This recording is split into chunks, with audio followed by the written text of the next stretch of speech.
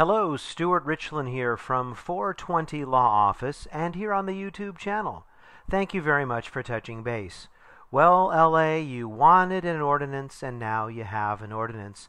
There are a lot of people who may be viewing this who may not be too happy about Proposition D having passed.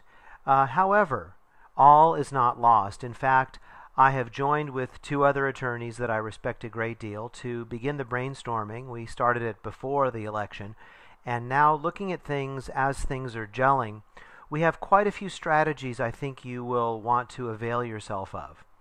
The main point is that just because the people have passed a proposition, assuming that all of the political and other issues relating to that were proper, even so, the people still cannot pass a law that is unconstitutional or deprives you of your rights without compensation.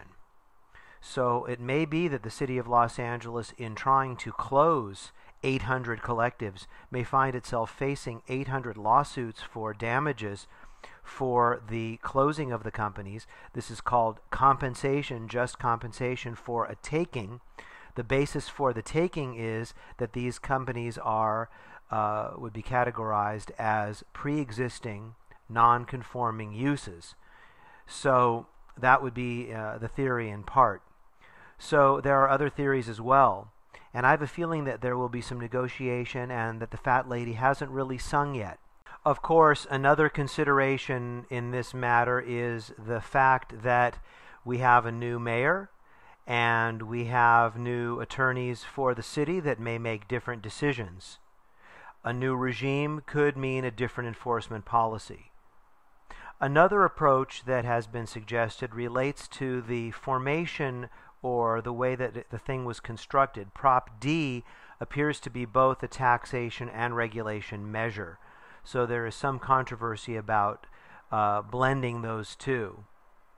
And of course, we have some concerns about the group behind Prop D in terms of their fair play with union rules that may require a slightly different level of openness when a union undertakes to sponsor legislation. And just the language of Prop D itself is subject to challenges for vagueness, which is an unconstitutionality because it therefore fails to give due process, as well as for other grounds, including failure to provide for the aforementioned compensation for anyone whose collective is threatened with closure. I have a feeling that instead of facing 800 lawsuits from 800 collectives, that the city of LA will come to a more favorable arrangement, and I stand ready along with a terrific team that I've handpicked and I've had the pleasure of working with.